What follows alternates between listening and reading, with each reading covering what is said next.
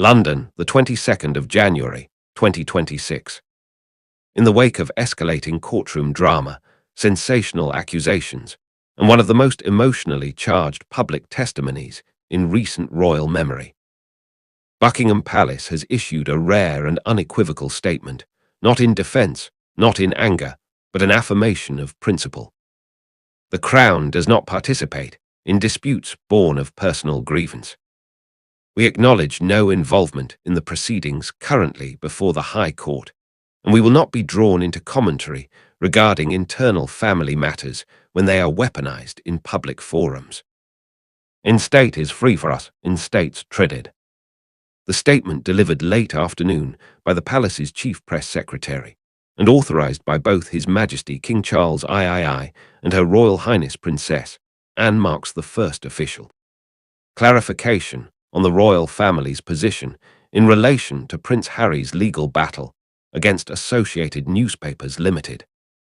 But more than a press note, it reads as a deliberate line in the sand, one that places duty, dignity, and tradition above personal vendettas.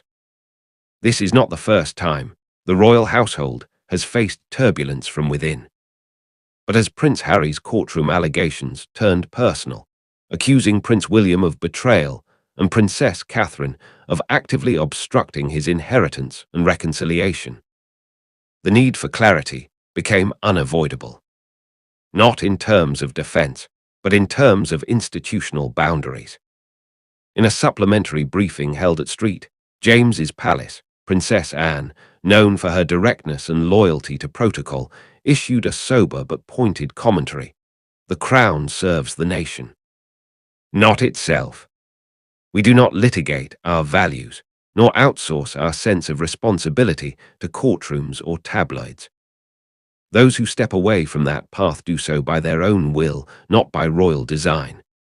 De Fellet was great Minos of Daces. They have games, always other task, she added, with uncharacteristic sharpness. To imply that the Princess of Wales or any member of this family interfered with a deceased mother's will with no evidence, no hearing, no private discussion is not only false, it is disgraceful. This institution will not legitimize delusion by dignifying it. Anne's words, though carefully chosen, had the force of royal finality. No rebuttal, no debate, just an assertion. The monarchy cannot and will not be manipulated by emotional theatre. For generations, the British royal family has followed a deceptively simple media code. Never complain, never explain. It's a doctrine rooted not in silence, but in restraint, the belief that leadership is proven by presence, not by protest. But Prince Harry's recent claims have tested that maxim's durability. By asserting that Catherine personally blocked him from receiving the legacy of Clause 3 in Princess Diana's sealed will, and by accusing William of moral cowardice. Harry has not merely criticized his family. He has attempted to frame the monarchy itself as complicit in emotional sabotage. It is this framing that the palace now firmly rejects. The royal household does not operate on emotional leverage. The palace statement reads, "We serve constitutional continuity, public trust, and institutional integrity." While personal pain must be acknowledged, it cannot be allowed to dictate the narrative of public service. Insiders close to the palace confirmed that the decision to issue a formal declaration was not taken lightly. There had been quiet debate about whether to continue the tradition of silence, but it was Princess Anne who reportedly urged the family to reassert its ethical position. What makes this moment unique is not that a family member has aired grievances, but that those grievances are now before the High Court mixed with financial compensation demands, legacy claims, and reputational warfare. This is no longer a private crisis, said one constitutional advisor. It's a public challenge to the very image of the Crown disguised as a personal reckoning that required a firm boundary. Will Strawberry offers consolidate friended Bennett? The palace has made it abundantly clear this lawsuit is not sanctioned, supported, or morally co-owned by the royal family. In fact, behind closed doors, Senior Curtis described Prince Harry's recent conduct as a reckless endangerment of institutional trust, especially in how he has implicated Catherine, a figure whose public approval ratings now eclipse even that of the late Queen Elizabeth II during her Jubilee years. Aides close to the Wales household have declined to comment personally, maintaining the couple's policy of professional silence. But sources confirm that William was deeply hurt by the courtroom remarks, particularly the assertion that he denied Harry legal assistance out of spite. "That's not leadership. That's not brotherhood," Harry was quoted saying under oath. But from the palace perspective, William's refusal was not betrayal. It was respecting institutional boundaries. "He would never insert himself into an active lawsuit," said a former palace legal advisor. "That's not how the monarchy operates." And Harry knows that the Princess of Wales has not issued a single word in her own defense. Not in court, not in media, not even in private leaks. Instead, she has continued a full schedule of public duties, including recent visits to youth cancer centers, mental health summits, and trauma recovery charities. "You don't have to answer falsehoods to defeat them," a senior Kensington Palace aide remarked. "You just keep showing up." That silence, far from passivity, has been interpreted by royal watchers as strategic authority. Catherine's choice to say nothing may be the strongest rebuttal of all.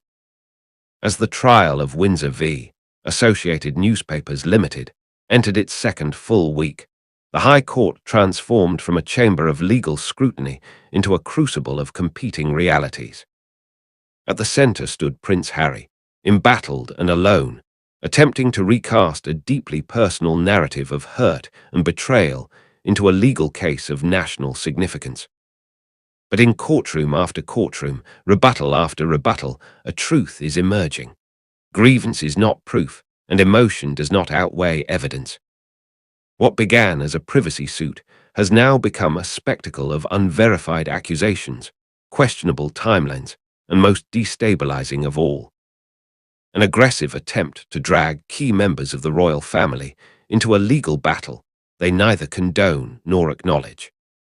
Yet, for all the sound and fury of Prince Harry's testimony, the palace has held to a calm, strategic distance, a refusal to legitimize what many royal aides privately describe as an improvised theatre of resentment.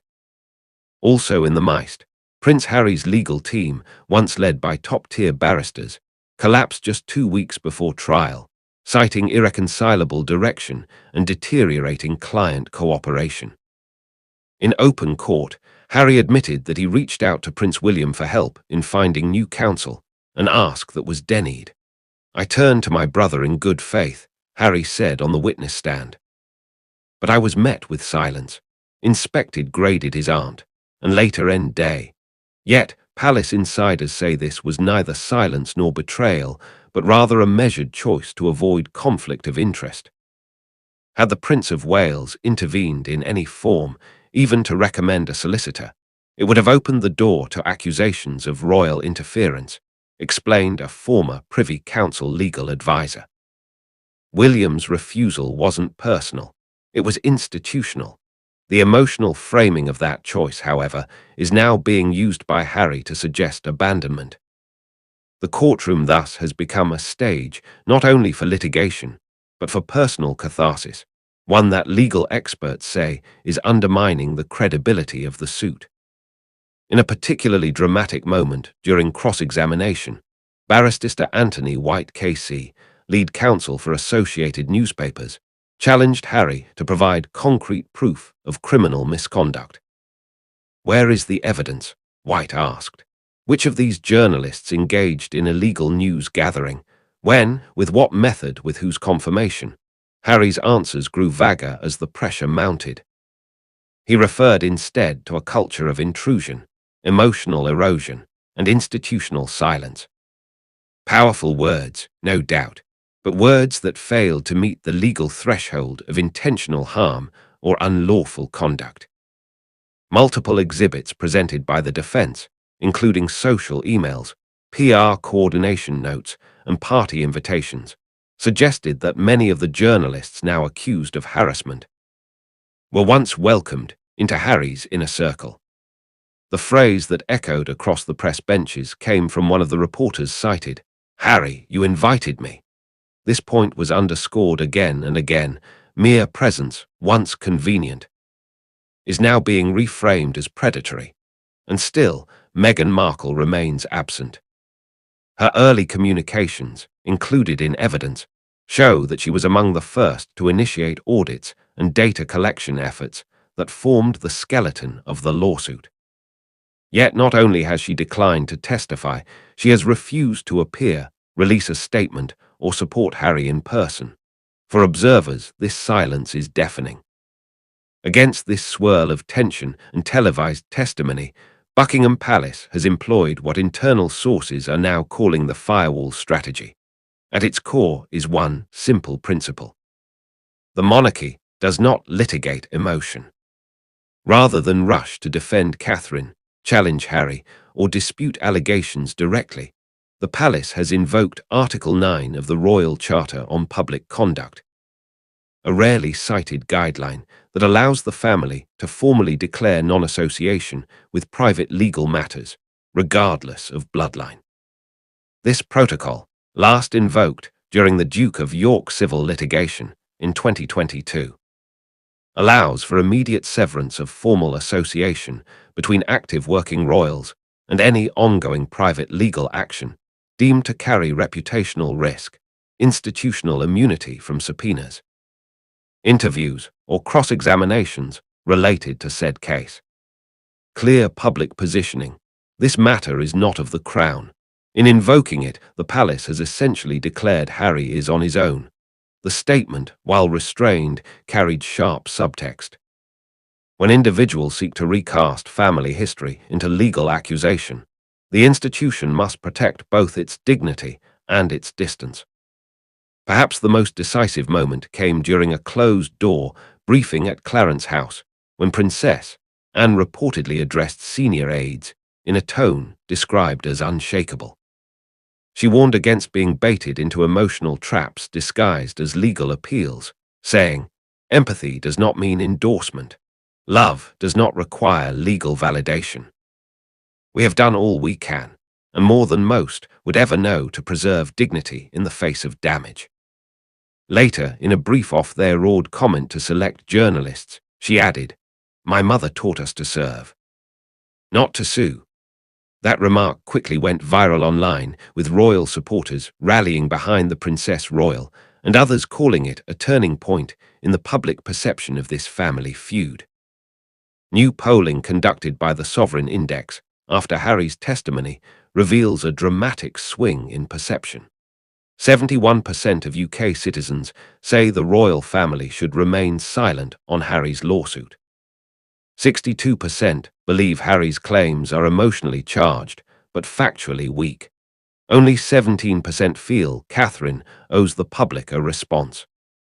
And a striking 58% believe Meghan Markle's absence has undermined the moral consistency of their joint platform. The court of law has yet to deliver its judgment. But in the court of public opinion, the jury is leaning.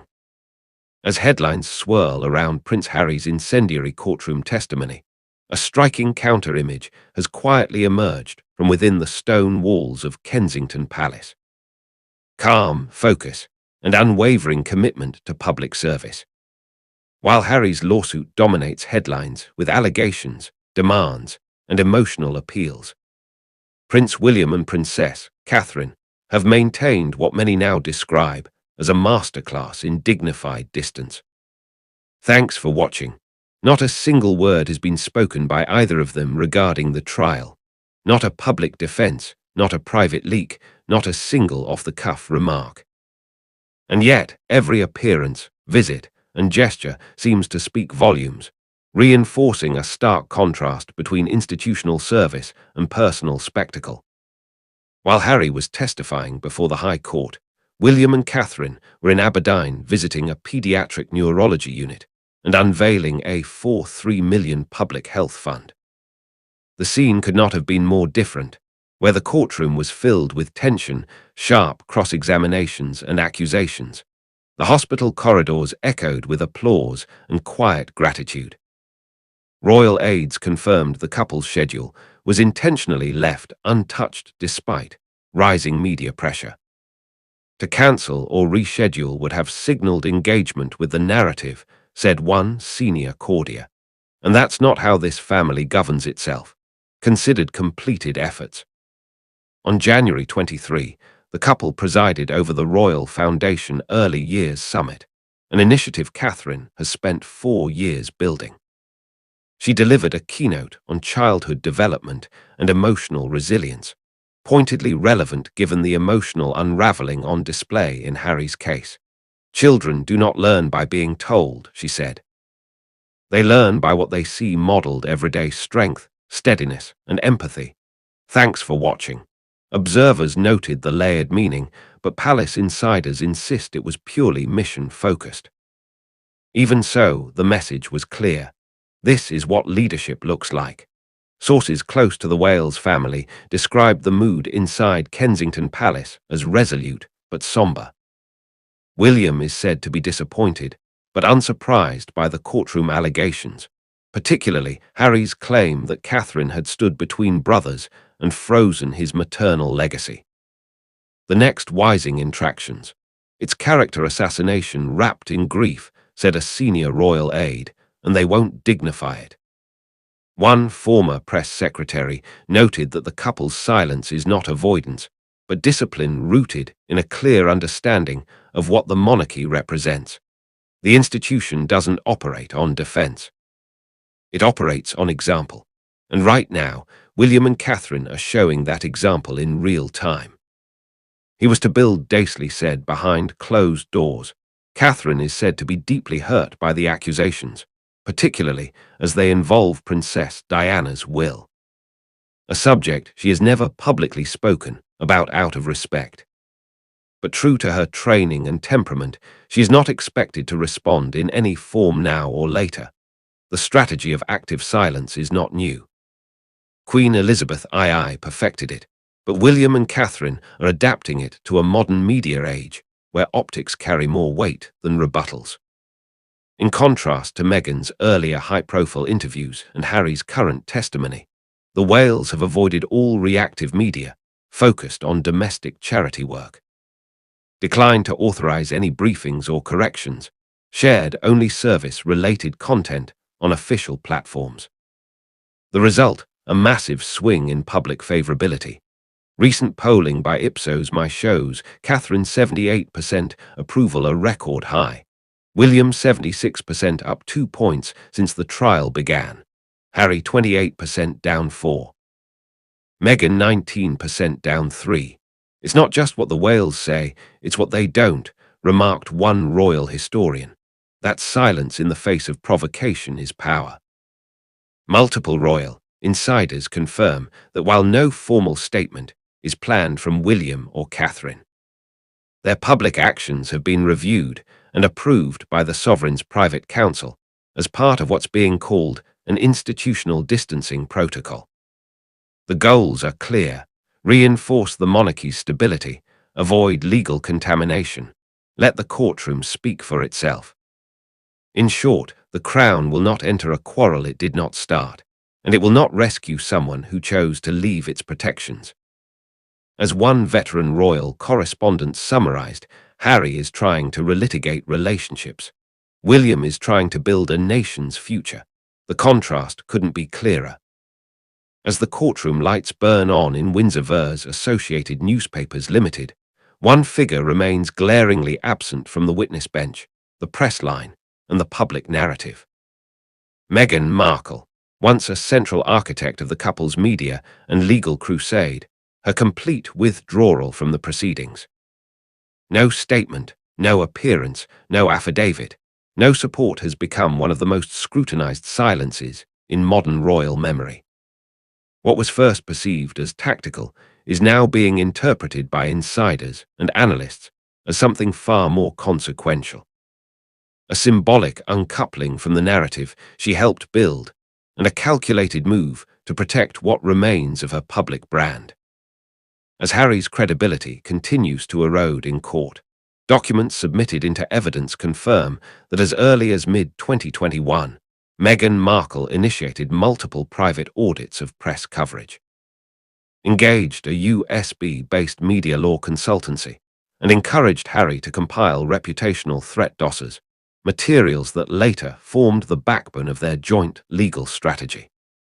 Court records show Meghan's name appears in over 113 internal emails related to media claims, press responses, and potential litigation angles. She was, by every metric, an active co-strategist. And yet, as the legal process escalated, she vanished from the frame. Sources close to the Arkwell Foundation, several of whom are now on temporary leave, confirmed that Meghan opted out of any official participation in the trial as early as October 2025, citing long-term brand preservation and emotional boundary setting. A leaked internal memo stated bluntly, "We do not recommend direct public involvement in any litigation that may result in reputational regression, moral ambiguity, or narrative contamination." Quotations everything of is Levata 2 presented everything's for more translation.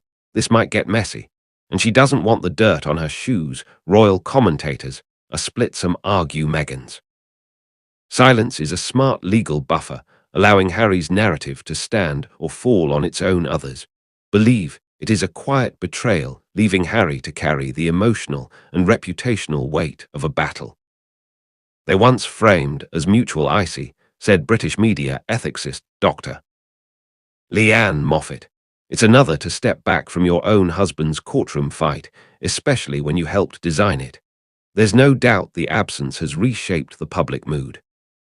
Once heralded as a pair of courageous reformers, Harry and Meghan are now increasingly seen as a fragmented duo with divergent goals, tones, and levels of risk tolerance. Public polls reflect this shift. According to a January 24 YouGov flash poll, 62% of Britons believe Meghan's absence suggests lack of confidence in the case. 71% say her refusal to testify undermines their joint credibility.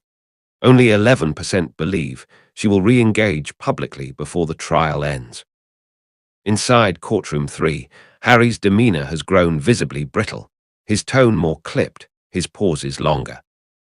Court sketch artists and journalists have repeatedly noted his isolation, entering through side doors, avoiding press interaction, eyes darting during cross-examination. On day 5 of proceedings, during a short break, one reporter asked him directly, "Where's Meghan today?" Harry did not respond. Later that afternoon, during questioning about potential financial losses, the defense referenced the couple's Netflix content strategy, prompting Harry to mutter under his breath. It wasn't her story to finish. That one sentence, seemingly minor, spread like wildfire online, triggering speculation that a rift may now be forming even behind the scenes.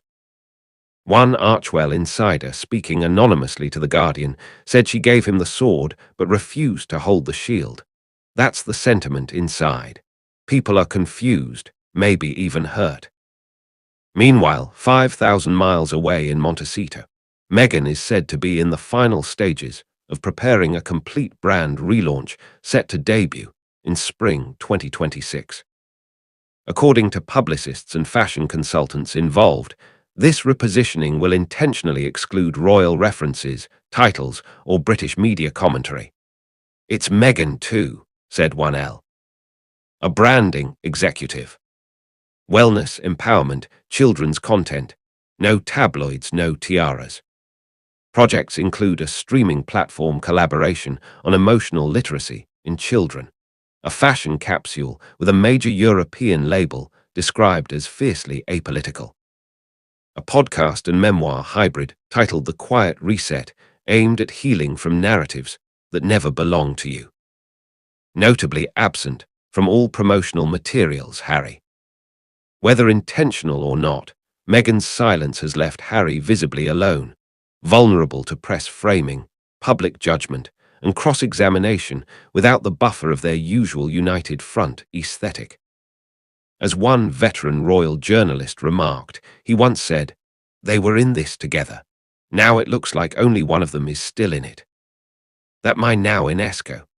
The longer Meghan remains silent, the more her absence transforms from legal strategy into cultural symbolism. The slow unraveling of a joint legacy built on confrontation, now collapsing under the weight of selective participation. As Prince Harry's legal battle continues to dominate headlines, a different kind of leadership has quietly emerged from within the heart of the monarchy. Not from the throne, not from the heirs, but from the ever-resolute figure of Princess Anne.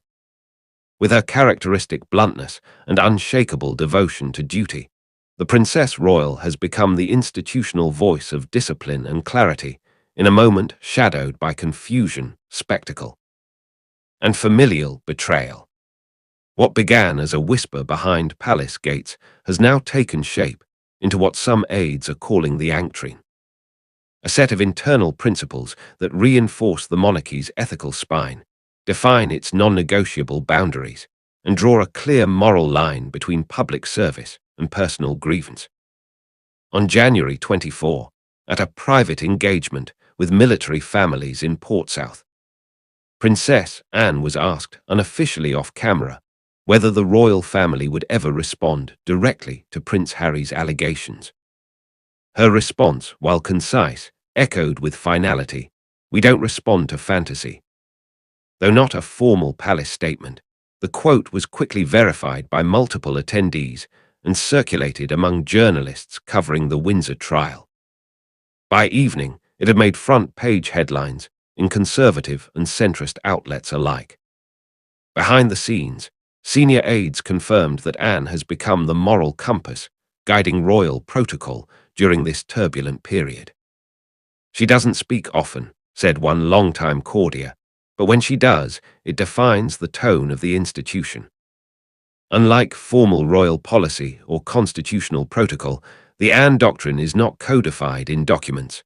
It is practiced and expected in conduct. Palace insiders describe it as built around 5 central pillars: service before sentiment.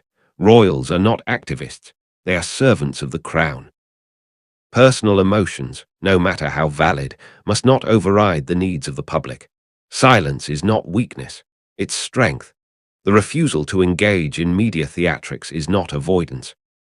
It is restraint in the face of provocation. Legacy is earned, not demanded. Titles, inheritance, or symbolic roles are not owed by blood alone. They are granted through conduct and can be forfeited by betrayal. No crown without character. The monarchy must hold itself to a higher ethical code. Deception, manipulation, or victimhood narratives have no place within the House of Windsor. You leave by choice. You stay by conduct. Departing from royal duties is not exile, but returning requires honor, humility, and accountability. During a recent internal Privy Council meeting, sources confirm that Princess Anne gave a firm presentation on the dangers of allowing individual narratives to distort institutional clarity. "We are not a family soap opera," she reportedly said. "We are a constitutional pillar. If people forget that, they need to be reminded or removed." It's not faced armament, but finally in stand for those. She is said to have personally reviewed all drafts of recent palace press briefings, ensuring they struck a tone of discipline over defense. It was Anne who insisted the family refrain from countering Harry's claims directly, arguing, "Let the facts speak. Let his words sink in on their own." Truth reveals itself, and so does delusion. While King Charles remains silent and William continues working engagements, Anne has become the one royal figure behind the curtain setting red lines. Her position regarding Harry is not emotional, it is institutional. According to a senior palace official, Anne's stance is clear: no contact, no mediation, no defense. The family has already extended multiple opportunities for private dialogue in previous years. Those efforts were either publicly rejected or repurposed into media attacks. As a result, Anne has advised the sovereign to treat Harry not as a family member in crisis, but as a private citizen pursuing a personal grievance against a third party, unaligned with the monarchy in any legal, ethical, or representational capacity. If Anne's posture seems severe, the public disagrees. Polling conducted by The Times and the Sovereign Index in the days following Harry's courtroom outbursts shows 67% of Britons agree that the monarchy should distance itself entirely from Harry and Meghan during legal proceedings. 73% support Anne's position that royal roles must be tied to conduct, not genetics. And among those aged 35 and older, 82% say Princess Anne best represents the moral integrity of the monarchy. Rakad. Her approval ratings now rival that of Princess Catherine, a rare feat, especially as Anne maintains a lower public profile and declines interviews altogether. While the Sussex legal drama plays out across headlines and social media, Anne's doctrine is serving a larger purpose, protecting the continuity of the crown. The message is simple, said a palace historian. You may leave the monarchy, you may criticize it, but you do not get to shape it from the outside. 18 a process. Princess Anne has always been called the quiet workhorse of the royal family. Now, in this moment of institutional stress, she has become its quiet general. Not loud, not emotional, but absolute. As Windsor v. Associated Newspapers Limited moves toward its closing arguments, and the public spotlight slowly turns from spectacle to scrutiny, one truth now stands uncontested. Prince Harry's lawsuit has failed to fracture the monarchy. It has clarified its core. And in the process, the institution he once left behind has never looked more united, more focused, and more certain of its future. This final chapter is not merely the legal conclusion of a high-profile defamation trial. It is a defining referendum on duty versus disruption, tradition versus turmoil, and what it truly means to carry the legacy of the crown in the modern age. In a surprising development, on January 26th, Harry's legal team filed a motion to amend their original claim, reducing total damages sought from $31.6 million to $18.7 million, and formally dropping the breach of confidence angle. This comes after a devastating week of cross-examinations in which defense barristers disproved key timelines. Witnesses challenged Harry's allegations as emotionally driven but legally unsubstantiated. Evidence of harassment was shown to be social invitations, PR emails, and willingly shared access. Legal experts now predict that portions of the case may be dismissed outright before February, or at best result in a symbolic ruling with no significant damages awarded.